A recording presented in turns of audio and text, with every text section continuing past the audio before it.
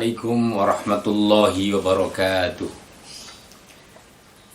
Innal hamdalillah wassalatu wassalamu ala Rasulillah Sayyidina Maulana Muhammadin ibn Abdillah wa ala alihi wa ashabihi wa man tabi'a hudah.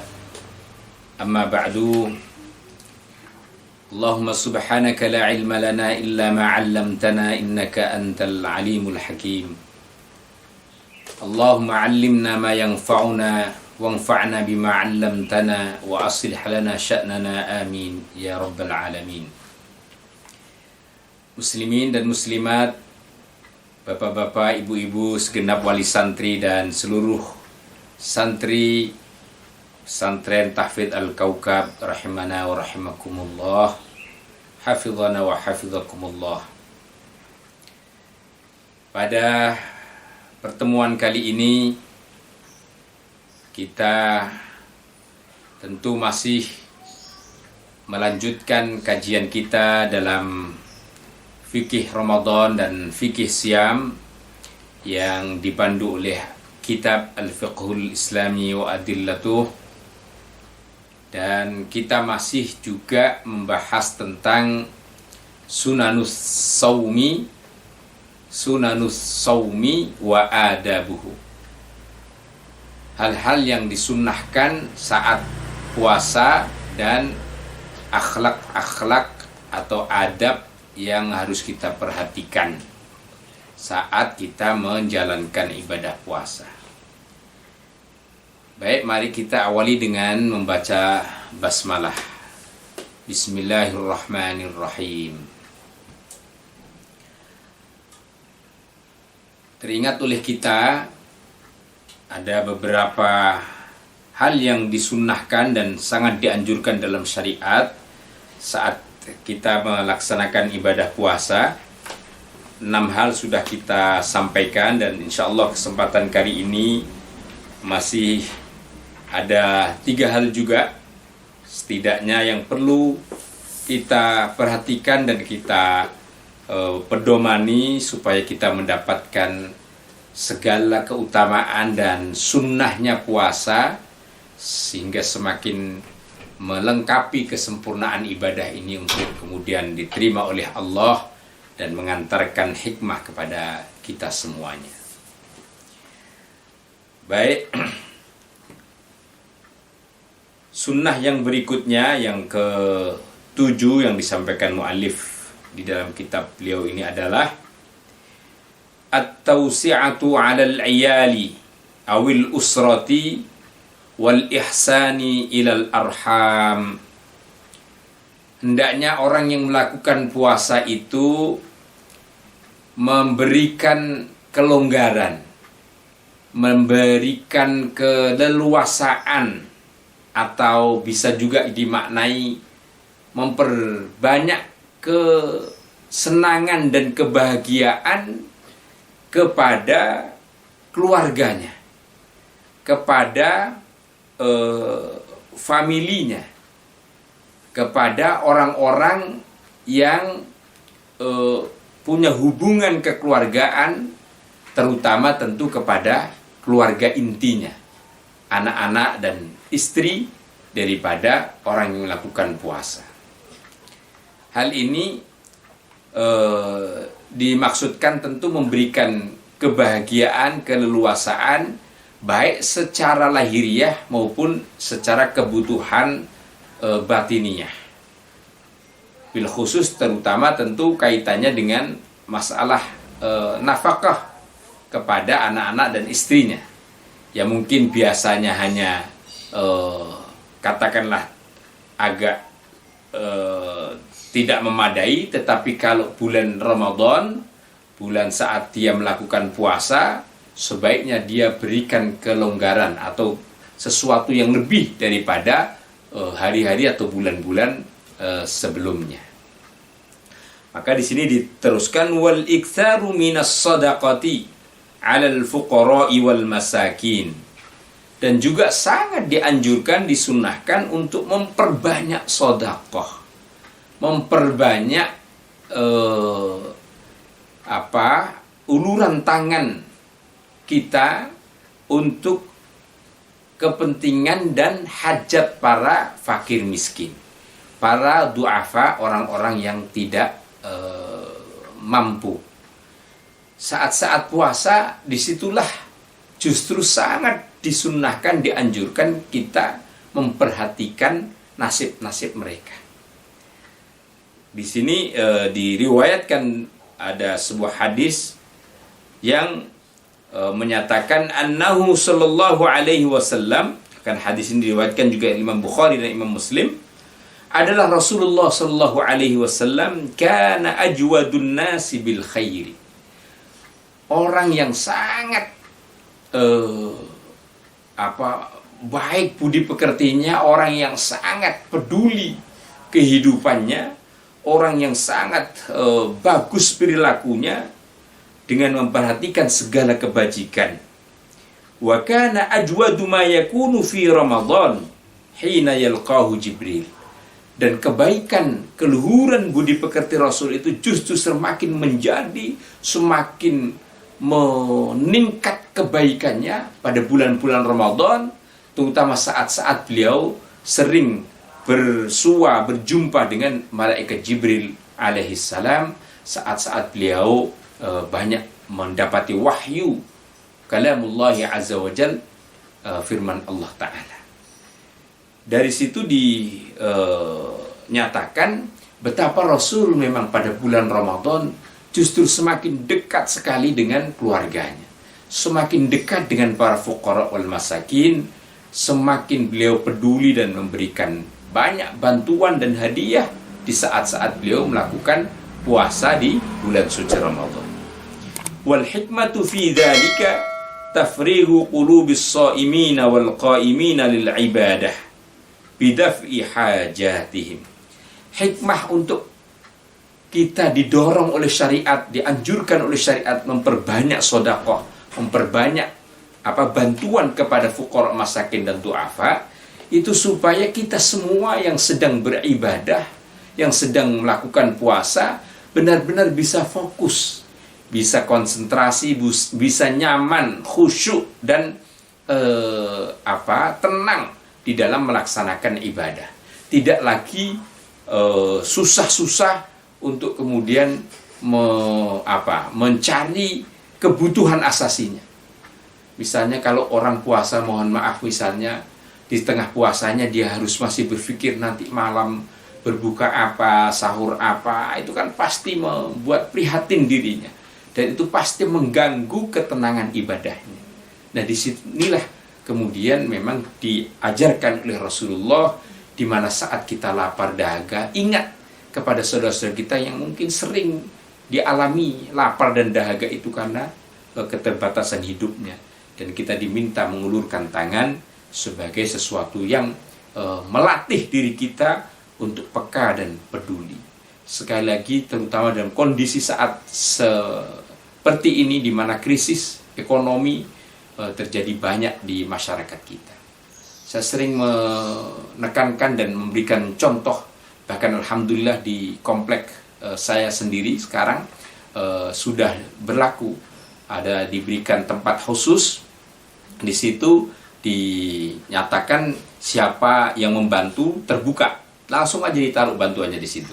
Lalu di pojok ke sebelahnya dikasih silahkan mengambil seperlunya.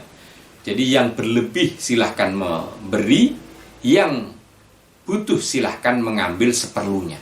Alhamdulillah berjalan, dan kita harapkan ini sesuatu yang terus bisa berkembang di masyarakat, supaya ibadah kita ini tidak hanya sekedar rutinitas ritual saja yang hanya dimaknai hablum minallah semata. Padahal sebenarnya ibadah ini juga kita dan oleh syariat diharapkan memberikan dampak kepada hubungan kemanusiaan kita, memberikan efek kepada hubungan sosial kemasyarakatan kita.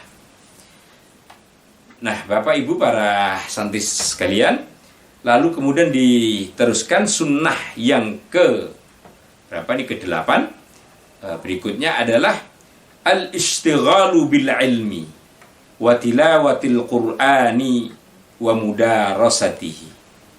Hendaknya orang yang puasa sangat disunahkan, dianjurkan menyibukkan waktu-waktunya bila ilmi dengan menambah ilmu, dengan mengaji, dengan belajar. Nah, ini penting sekali. Maka tradisi dulu kalau Ramadan justru malah banyak kita ada pesantren-pesantren kilat semakin memperdalam ilmu-ilmu Allah Ta'ala. Tentu bil khusus ilmu-ilmu yang berkait dengan keagamaan dan keislaman kita. Disunnahkan memang untuk semakin banyak belajar, untuk memperdalam ilmu dan seterusnya. Wa tilawatil Qur'an, dan juga memperbanyak membaca Al-Qur'an Al-Karim. Ini penting sekali. Paling tidak kita upayakan 1 bulan 1 kali khatam minimal 1 bulan Ramadan 1 kali khataman. Kita bisa targetkan 1 hari 1 juz, nanti ketemu 30 hari insya Allah maksimal kita sudah selesai khatam Al-Quran. Minimal bisa kita lakukan 1 day 1 juz, maka nanti pas sudah selesai dari Ramadan, alhamdulillah kita bisa khatam. Syukur-syukur bisa 2 kali 3 kali, alhamdulillah. Pendeknya memperbanyak bacaan Al-Quran disunnahkan di dalam puasa kita. Wa mudarasatihi, dan juga mempelajarinya, mendalami Al-Quran Al-Karim dengan berbagai disiplin ilmu yang ada di dalamnya. Wal adhkari was salati ala nabi, begitu juga disunnahkan memperbanyak zikir. Paling tidak anak-anakku sekalian, anak-anak santri Al-Kaukab biasanya selalu memudawamahkan, melanggengkan, mengajekkan bacaan zikir maksurah sobah wal masa. Minimal harus pagi dibaca, sore dibaca, minimal itu. Apalagi ditambah dengan bacaan ratib, dibacaan salawat Nabi dan seterusnya, bacaan-bacaan salawat Nabi beragam. Itu termasuk sesuatu yang sangat dianjurkan di dalam pelaksanaan puasa.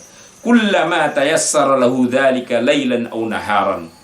Semuanya hal-hal yang baik itu termasuk dianjurkan baik waktu malam maupun siang harinya Ramadan. Nah, Bapak Ibu, yang berikutnya ini termasuk yang sunnah yang sangat dianjurkan. Ini menjadi bahasan kita yang paling akhir daripada sunnah puasa. Wal i'tikafu la siyama fil ashril awakhir min Ramadan. Ingat, ini pas sekali ini. Dan melaksanakan i'tikaf terutama pada 10 hari terakhir di penghujung bulan Ramadan. Ini sangat disunahkan. I'tikaf, berdiam diri di masjid kita, di mana kita melakukan munajah, dzikir dan seterusnya. Hanya sekarang ini memang kondisinya dalam wabah pandemi COVID-19 ini memang belum dimungkinkan. Sebab itu gimana kita ya diganti saja dengan dzikir munajah di rumah saja.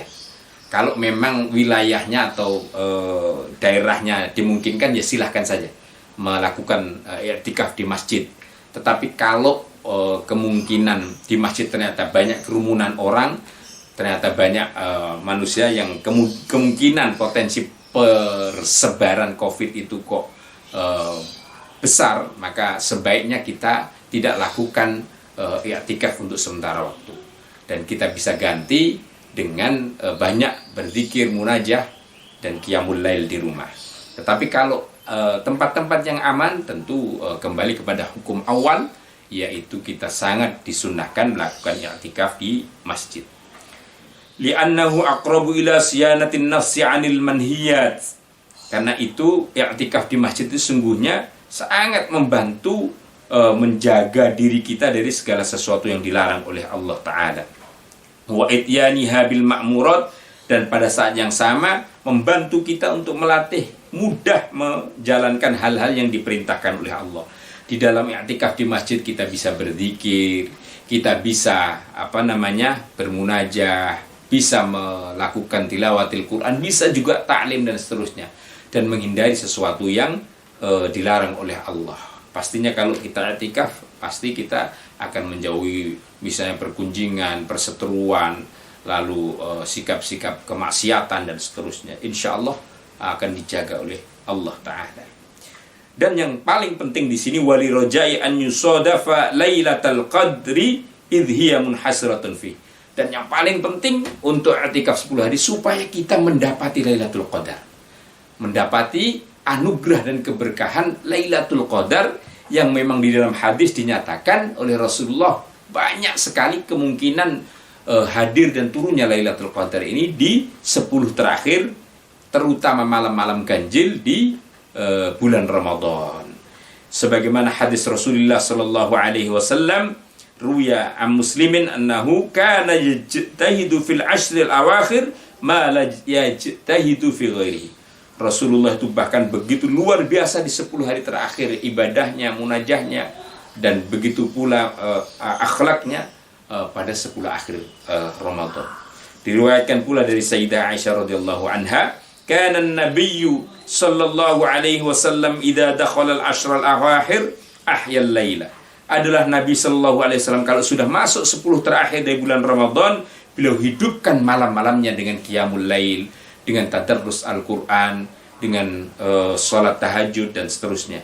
Wa ayqadha ahlahu, bahkan beliau bangunkan keluarganya, istrinya dibangunkan, anak cucunya dibangunkan, bahkan wasyaddal mi'zar, dan Rasul menjauhi daripada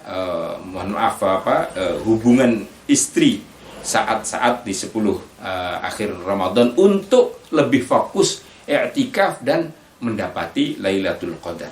Itu yang dilakukan oleh Rasul, dan karenanya menjadi sunnah bagi kita meneladani. Yang terakhir Bapak Ibu, tentu dalam 10 terakhir yang dipesankan oleh Rasulullah, terutama saat-saat kita menggapai Lailatul Qadar, banyaklah beristighfar, banyaklah memohon ampun kepada Allah. Dan salah satu doa yang diajarkan Rasul kepada Sayyidah Aisyah radhiyallahu anha, dan ini berarti diajarkan kepada umatnya, beliau katakan, kalau kita berada pada malam-malam Lailatul Qadar, maka perbanyaklah baca Allahumma innaka afun tuhibbul afwa fa'fu anni. Allahumma ya Allah, innaka, sesungguhnya engkau afun, zat yang maha menerima taubat dan ampunan. Karena itu fa'fu anni ya Allah, ampunilah dosa dan kesalahan-kesalahan kami. Bapak Ibu, para muslimin muslimat, inilah beberapa sunnah ibadah puasa yang tentu karena ini sunnah yang ditradisikan dan dibiasakan oleh Rasulullah SAW, hendaknya kita jaga betul untuk kita bisa lakukan dan kita jalankan seoptimal mungkin. Karena dengan apa-apa yang menjadi sunnah ini, insya Allah nanti kita akan semakin banyak mendapati keagungan dan kemuliaan bulan Ramadan sekaligus hikmahnya ibadah puasa kita.